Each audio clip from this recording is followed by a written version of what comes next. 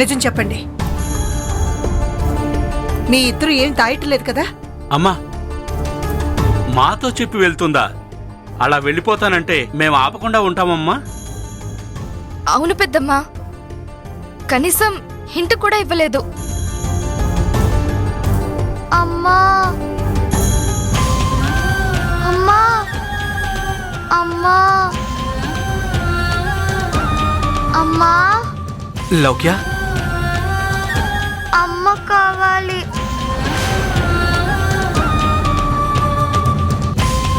ఇదిగో డాడీ నీ దగ్గరే ఉన్నాడు కదా. నాకు అమ్మ కావాలి. అమ్మా అమ్మా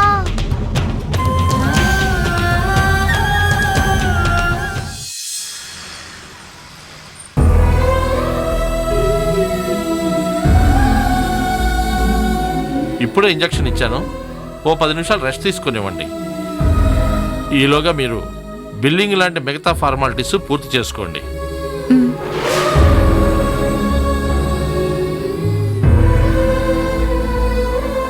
సిను, అమ్మాయి గారు, డాక్టర్ గారు చెప్పినట్టుగా నేను ఆ బిల్లింగ్ సెక్షన్కి వెళ్ళి చెక్అవుట్ అని చెప్పి ఇన్ఫర్మేషన్ ఇచ్చేసి వస్తాను. నువ్వు ఇక్కడే ఉండు. అలాగే అమ్మాయి గారు.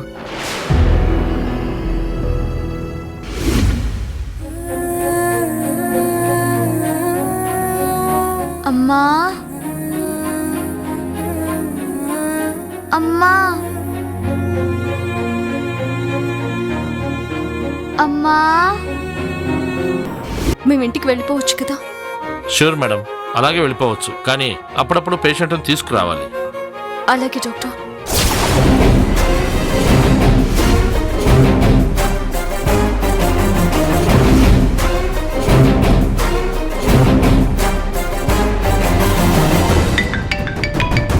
చెప్పు. మేడం, మీరు అర్జెంటుగా వచ్చేయండి, ఇంకో అరగంటలో బయలుదేరతారు. ఓకే, నువ్వు దాన్ని ఎట్టి పరిస్థితుల్లోనూ మిస్ అవ్వకు. అలాగే మేడం.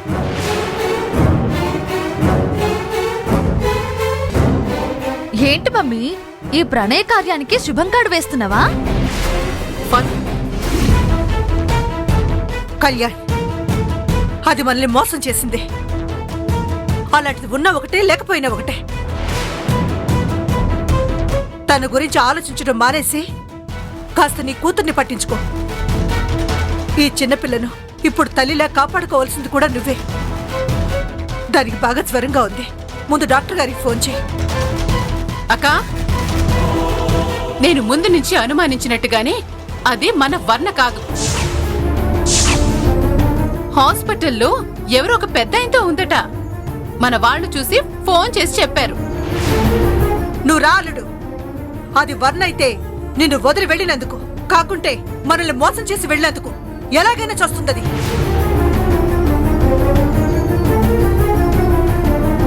నువ్వు రాలుడు. అత్తయ్య, ఆగత్తయ్య. లేదలుడు, దానంతు చూద్దాం. అది చేసిన పనికి, అది చేసిన మోసానికి దాన్ని చంపి నిన్ను జైలుకైనా వెళ్తాను. ఆవేశపడకండి. ఏం జరిగిందో తెలుసుకోకుండా తొందరపడి నిర్ణయానికి రాకండి.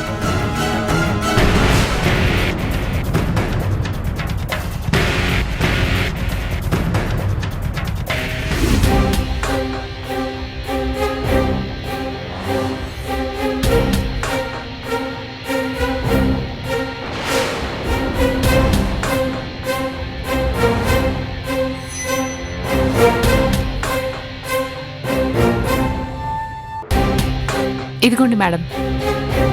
Thank you. It's okay.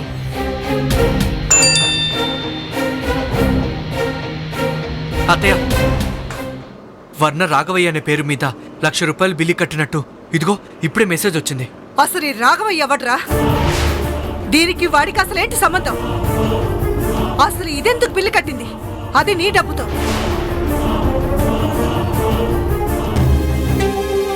Sinu, ఇవి బ్యాగ్లో పెట్టు. అలాగే అమ్మాయి గారు.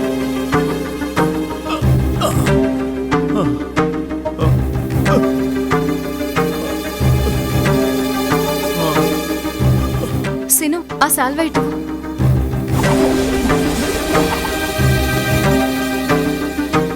పదండి నాన్న.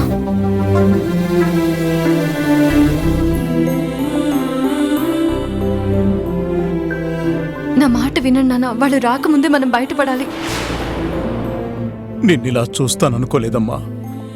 ఆ ఆకాష్ గడి వల్లే నీకు నాకు ఈ పరిస్థితి, ఈ పరుగులు పెట్టడం, ఈ అజ్ఞాతంలో బతకడం ఇంకా ఎంతకాలం ఇలా? నా వల్లే నాన్న. బావ మీద నేను పెంచుకున్న గుడ్డి ప్రేమ నీ ప్రాణాల మీదకు తెచ్చింది చూడు. నాకింకా బుద్ధి రాలేదు. నీకింకా ఆరోగ్యం బాగోలేకపోయినా నిన్ను పరిగెత్తిస్తున్నాను. మాటల తర్వాత అమ్మాయి గారు, ముందు ఇల్లు చెల్లిపోదాం పదండి, తర్వాత తీరిగ్గా ముచ్చటించుకోవచ్చు. పదమ్మా.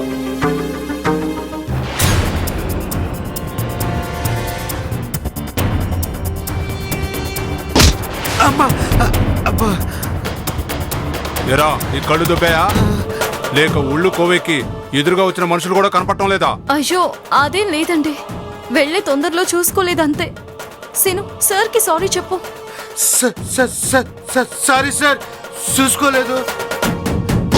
ఎరా కరీనాయరా, సారీ చెప్పినట్టు నటిస్తూ ఎక్కిరిస్తున్నావురా? అది కదండి, నిజంగానే తన మాటే అంతండి. క్షమించి వదిలేయండి. తన బదులు నేను సారీ చెప్తున్నాను.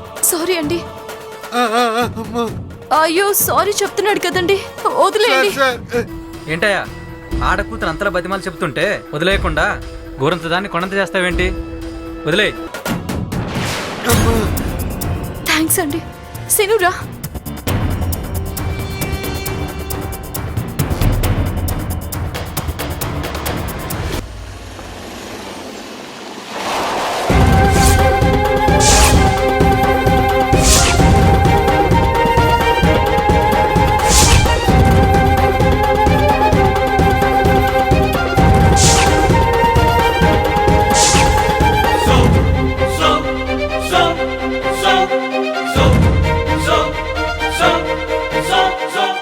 త్వరగా పదండి నాన్న.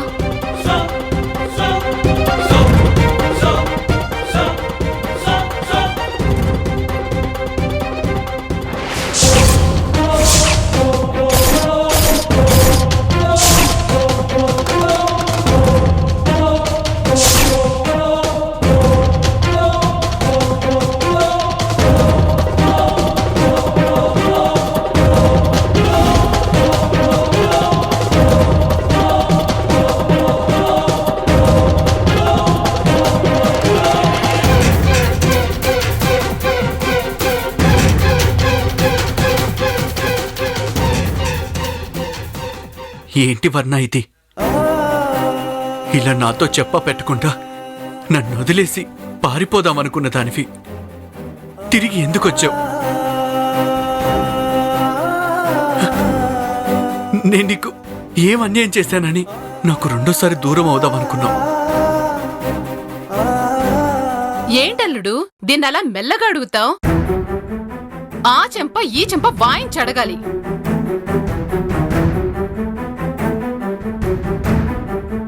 బావ అలసు చూసుకుని వర్ణ సప్తవర్ణాలు చూపిస్తుంది.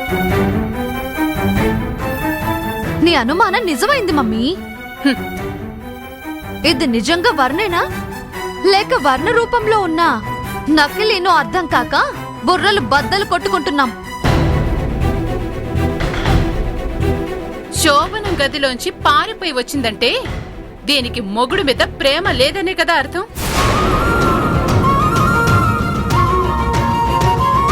వీళ్ళు నోటికొచ్చినట్టు మాట్లాడుతున్నా అయినా నాకు వీళ్ళ మీద కోపం రావడం లేదు. ఎందుకంటే నువ్విలా చీట్ చేస్తావని నేను అనుకోలేదు.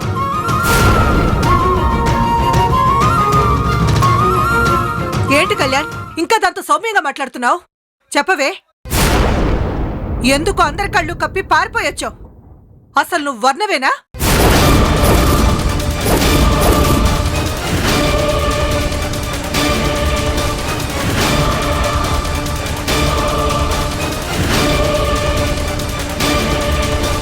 ఏంటి నేను నిన్ను అడుగుతుంటే నువ్వు రామ్మూర్తి గారి వైపు చూస్తున్నావేంటి?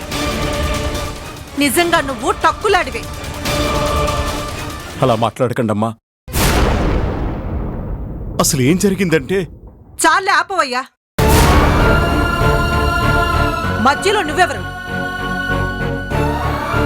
రాఘవయ్య అని గతంలో చెప్పాను కదా, ఆ డబ్బులు ఈ ఈయనగారి కోసమే ఈ మహాతల్లి ఖర్చు పెడుతోంది. లక్షలకి లక్షలు గుంజేసింది.